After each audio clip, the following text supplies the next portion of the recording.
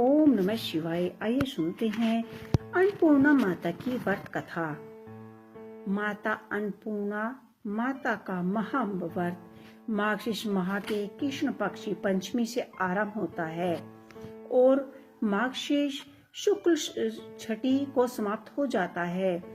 यह अति उत्तम व्रत सहस्रों दिनों का होता है और कई भक्त 21 दिन तक भी इसका पालन करते हैं। आइए सुनते हैं अन्नपूर्णा माता की महाव्रत की कथा। एक समय की बात है, काशी निवासी धनंजय की पत्नी का नाम सुलक्षणा था। उसे अन्य सब सुख प्राप्त थे, केवल निर्धनता ही उसके दुख का एकमात्र कारण थी। यह दुख उसे हर समय सताता रहता था। एक दिन सुलक्षणा पति से बोली, स्वामी आप कुछ उत्तम करो तो काम चले, इस प्रकार कब तक काम चलेगा।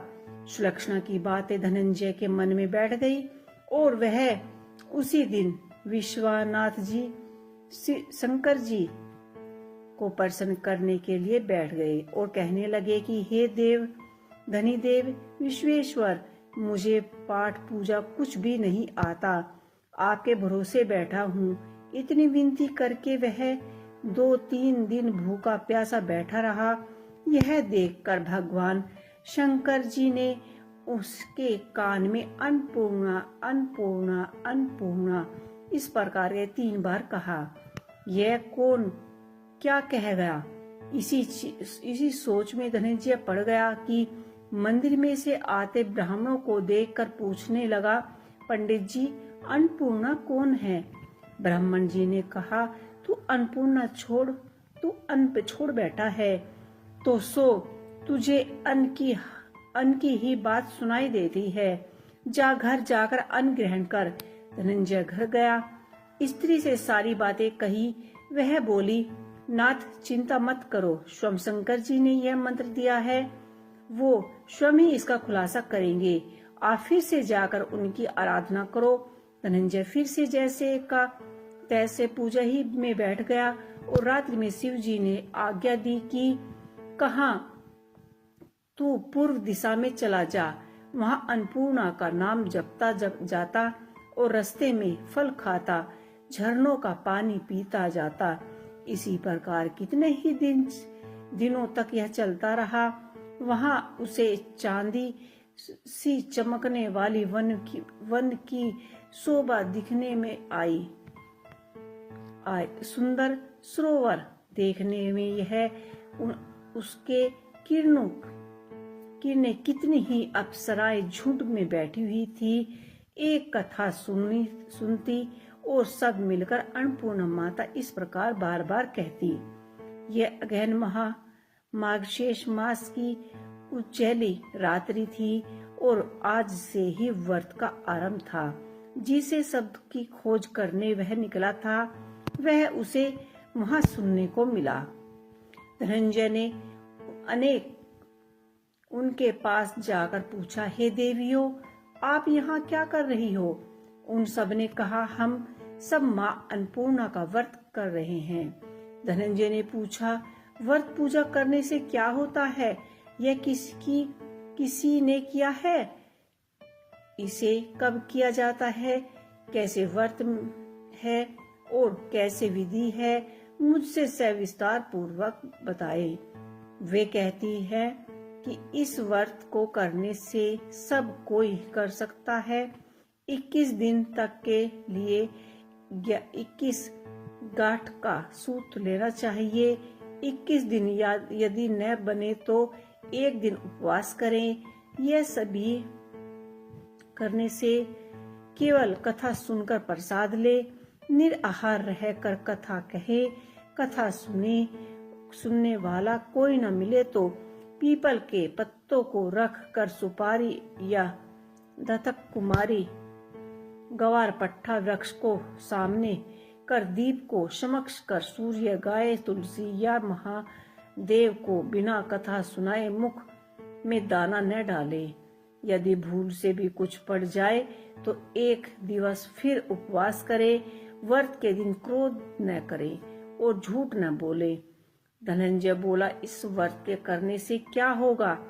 वे कहने लगी, इसके करने से अंधों को नेत्र मिले, लूलों को हाथ मिले, निर्धन के घर धन आए, बांझों को संतान मिले, मूर्ख को विद्या आए। जो जिस काम से व्रत करे माँ इसकी इच्छा पूरी करती है। वह कहने लगा, बहनों, मेरे पास भी धन नहीं है, विद्या नहीं है, कुछ भी तो नहीं है।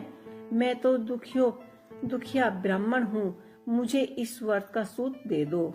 हाँ भाई, तेरा कल्याण हो, हम तुम्हें अवश्य देंगे। ले इस व्रत का मंगल सूत ले। और ध्यान धनंजय ने व्रत किया। व्रत पूरा हुआ। तभी सरोवर में से 21 खंड की स्वर्ण सीढ़ी हीरा मोती जड़ी हुई प्रकट हुई। धनंजय जय मां अन्नपूर्णा, जय मां अन्नपूर्णा कहता जाता था।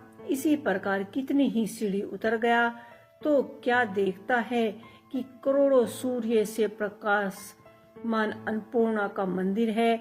उसके सामने स्वर्ण सिंहासन पर माता अन्नपूर्णा विराजमान है। सामने भिक्षा हेतु शंकर जी भगवान खड़े हैं। देवांगनाएं चवर डुलाती हैं। कितने ही हथियार बांधे पहरेदार खड़े हैं। धनंजय दौड़कर जगदम्बा के चरणों में जा गिरे। देवी उसके मन का क्लेश जान गई। धनंजय कहने लगे कि माता, आप तो अंतर्यामी हो, आपको अपनी दशा क्या बताऊं। माता बोली, मेरा व्रत किया है, जा संसार तेरा सत्कार करेगा। माता ने धनंजय की जिह्वा पर बीज मंत्र लिख दिया। अब तो उसके रोम रोम में विद्या प्रकट हो गई। इतने में क्या देखते हैं कि वह काशी शिवनाथ मंदिर में खड़ा है। माँ का वरदान ले धनंजय घर गया। सुलक्षणा से सब बात कही। माता जी की कृपा से उसके घर में संपत्ति उमड़ने लगी। छोटा सा घर बहुत बड़ा गिना जाने लगा। जैसे शहद के छत्ते में मक्खियां जम जाती हैं, उसी प्रकार उसके सगे संबंधी आकर उसकी बड़ाई करने लगे। कहने लगे, इतना धन और इतना बड़ा घर, सुंदर संतान नहीं तो इस कमाई का कौन भोग लगाएगा। सुलक्षणा से संतान नहीं है, इसलिए तो दूसरा विवाह करना होगा। धनंजय को दूसरा विवाह करना पड़ा और सती सुलक्षणा को सौतन का दुख उठाना पड़ा। इसी प्रकार दिन बीतते गए। फिर अगहन पड़ा। अगहन मास आया। नए बंधन से बंधे पति पत्नी ने सुलक्षणा ने कहलवाया कि हमें व्रत के प्रभाव से सुखी हुए हैं, इसी कारण यह व्रत छोड़ना नहीं चाहिए। यह माताजी का प्रताप है जो हम इतने संपन्न और सुखी हैं। सुलक्षणा की बात को सुन धनंजय उसके यहाँ आया और व्रत में बैठ गया। नई बहू को इस व्रत की खबर नहीं थी।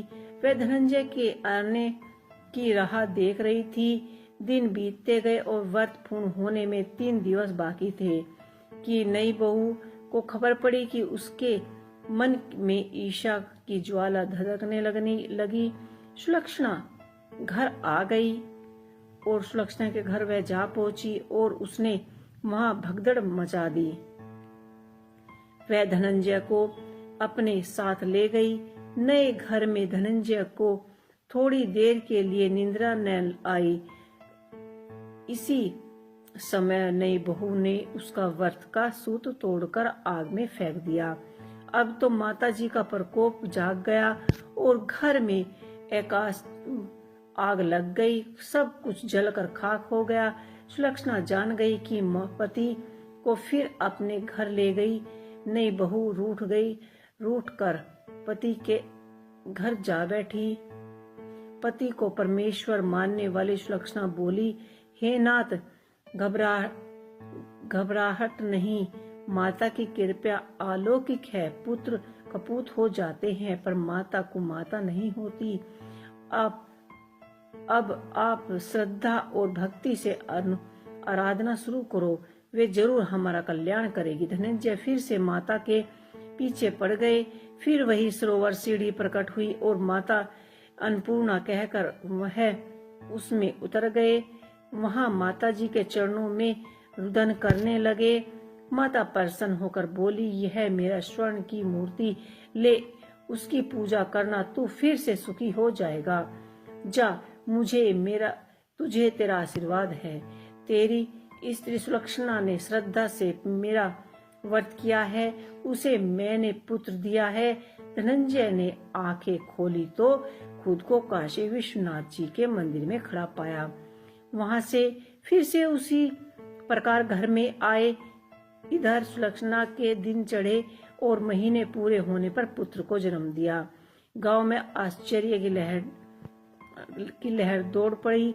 इसी प्रकार उसी गांव के निसंतान सेठ के पुत्र होने पर उन्हें माता अन्नपूर्णा का मंदिर बनवाया।